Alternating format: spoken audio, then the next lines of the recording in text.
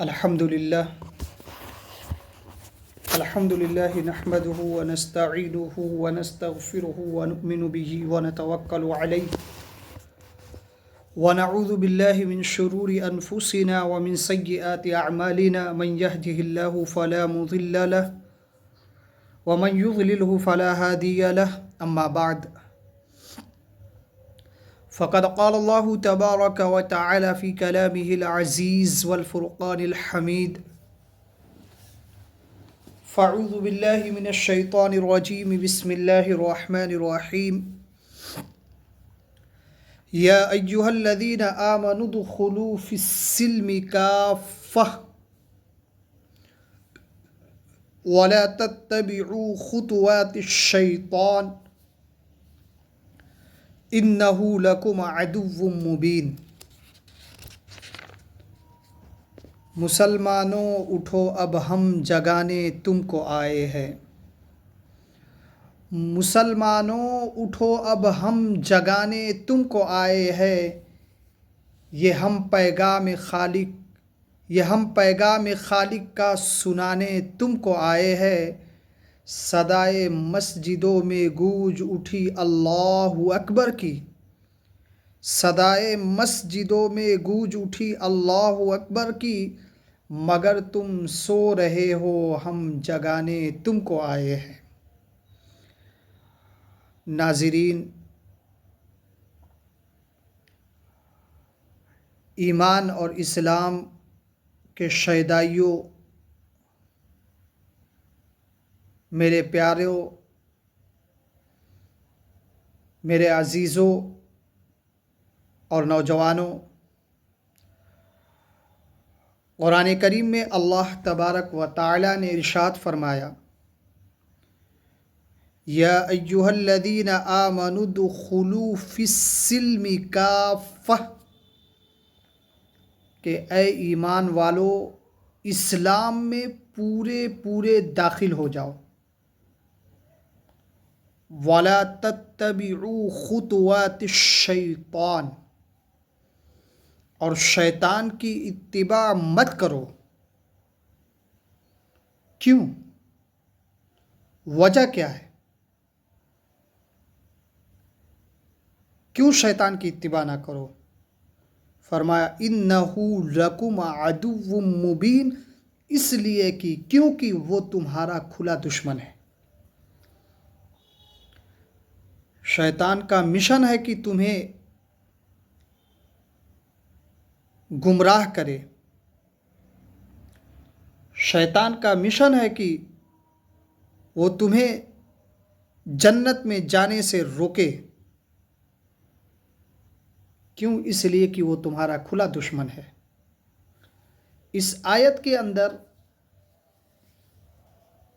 دعوت دی جا رہی ہے کہ تم پورے اسلام میں داخل ہو جاؤ، یعنی تمہارے ہاتھ، پاؤں، آنکھ، ناک، کان، دل و دماغ سب کا عمل اسلام کے مطابق ہو۔ ایسا نہ ہو کہ ہاتھ اور پاؤں سے تو احکام بجا لا رہے ہیں، مگر دل اور دماغ اس پر مطمئن نہ ہو، یا دل اور دماغ تو اس پر مطمئن ہو مگر ہاتھ، پاؤں، اعضاء، جوارح کا عمل اس سے باہر ہو، تو سمجھ لو اگر یہ چیز تمہارے اندر پائی جا رہی ہے تو ادخلوا فی السلم کافہ پر عمل نہیں ہو رہا ہے، اس لیے کہ اسلام کے تقاضوں کو پورا نہیں کیا جا رہا ہے۔ میرے عزیزوں، دوستو، اسلام تو یہ چاہتا ہے کہ ظاہراً، باطناً، انفراداً، اجتماعاً، اعتقاداً، عبادتاً، غرض کے ہر زندگی کے ہر موڑ، ہر مقام، ہر شعبہ میں اسلام کا رنگ چڑھنا چاہیے۔ ارشاد ربانی ہے، صبغۃ اللہ ومن احسن من اللہ صبغہ ونحن لہ عابدون۔ اللہ کے رنگ سے اچھا کوئی رنگ نہیں۔ حضرات مفسرین نے لکھا ہے کہ رنگ سے مراد دین ہے، یعنی مذہب اسلام سب سے اچھا اور سب سے بہتر مذہب ہے۔ مذہب اسلام سے اچھا کوئی مذہب نہیں۔ اسی لیے کہا جا رہا ہے کہ لوگوں، اللہ کے رنگ کو لازم پکڑو اور اپنے ظاہر اور باطن کو اللہ کے رنگ سے رنگ لو، اور وہ رنگ اللہ تبارک و تعالیٰ کی اطاعت، اللہ تبارک و تعالیٰ کی بندگی، اللہ تبارک و تعالیٰ کی فرما برداری، اللہ تعالیٰ کی محبت، اللہ تبارک و تعالیٰ کی رضا اور تسلیم کا رنگ ہے۔ یعنی مکمل اسلام کو اختیار کر لو۔ اس سے بہتر کوئی دین نہیں، اس سے بہتر کوئی مذہب نہیں۔ اللہ تبارک و تعالیٰ نے آیت کریمہ میں مذہب اسلام کو اپنا رنگ قرار دے کر اس کی نسبت اپنی ذات کی طرف کی، جو مذہب اسلام کے لیے ایک امتیاز ہے۔ حضرت ابو ہریرہ رضی اللہ تعالیٰ عنہ سے روایت ہے، اللہ کے رسول صلی اللہ علیہ وسلم نے فرمایا کہ ایمان کی 70 سے بھی زیادہ شاخیں ہیں، اور ان شاخوں میں سب سے افضل لا الہ الا اللہ کہنا ہے، اور ادنا ان میں سے راستہ سے تکلیف دینے والی چیزوں کو ہٹانا ہے۔ اسی طرح علماء نے لکھا ہے کہ ایمان اور اسلام کی اول چیز اللہ پر ایمان لانا اور آخرت پر ایمان لانا۔ یوں کہیے کہ ایمان اور اسلام کی اول چیز جو ہے وہ یہ ہے کہ اللہ پر ایمان لانا، اور آخری چیز جو ہے وہ آخرت پر ایمان لانا۔ گویا کہ درمیان میں جتنی بھی چیزیں ہیں وہ تمام کی تمام چیزوں پر ایمان لایا جائے۔ رسالت، کتابیں، اچھی بری تقدیر وغیرہ سب پر ایمان لانا ضروری ہے۔ آمنت باللہ وملائکتہ وکتبہ ورسلہ والیوم الآخر والقدر خیرہ وشرہ من اللہ تعالی والبعث بعد الموت۔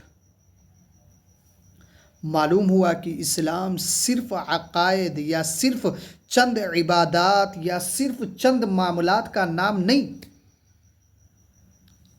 بلکہ اسلام ایک جامع اور مکمل نظام حیات ہے، ایک مرتب منظم دستور زندگی ہے، زندگی کے ایک ایک شعبہ اور گوشہ پر حاوی ہے۔ ایسا نہیں ہے کہ کوئی شخص توحید تو لے لے اسلام سے اور عبادت کے لیے مسجد، مندر، کلیسا، گرجا کو یکساں سمجھ بیٹھے۔ ایسا نہیں ہے کہ کوئی شخص رسالت پر تو ایمان لے آئے اور اخلاق اور عادات کے ضابطے کو گوتم بدھ، گرو نانک سے لینے جائے، یا کسی اور دین یا کسی اور نظریہ کا پیوند کاری اس کے ساتھ کرے۔ یہ ہرگز ممکن نہیں۔ سامعین اعظام، اسلام دنیا کا وہ واحد مذہب ہے جو ایک اصول اور عقائد اور مسلک زندگی کے نام سے موسوم کیا گیا ہے، اور لفظ اسلام نہ تو پیغمبر اسلام کی طرف منسوب ہے، نہ کسی خاص قوم، کسی مخصوص جماعت کی طرف، بلکہ وہ اپنے اندر ایک امتیازی شان رکھتا ہے۔ چنانچہ دنیا میں جتنے بھی مذاہب ہیں ان تمام مذاہب کے نام یا تو ان مذاہب کے داعیے اول کے ناموں پر ہے، ان تمام کے نام یا تو ان مذاہب کے داعیے اول کے ناموں پر ہے، یا ان تمام کے نام ملکوں کے ناموں پر یا طبقوں اور نسلوں کے ناموں پر رکھے گئے ہیں، جو ان مذاہب کے ناقص اور مسخ شدہ ہونے کی دلیل ہے۔ مثال کے طور پہ یہودی مذہب ہے، اس کی نسبت یہودا کی طرف ہے جو خاندان نبوت کا ایک فرد تھے۔ عیسائی مذہب، اس کی نسبت حضرت عیسیٰ علیہ السلام کی طرف ہے۔ اسی طرح پارسی مذہب ہے، اس کی نسبت فارس یعنی ملک ایران کی طرف ہے۔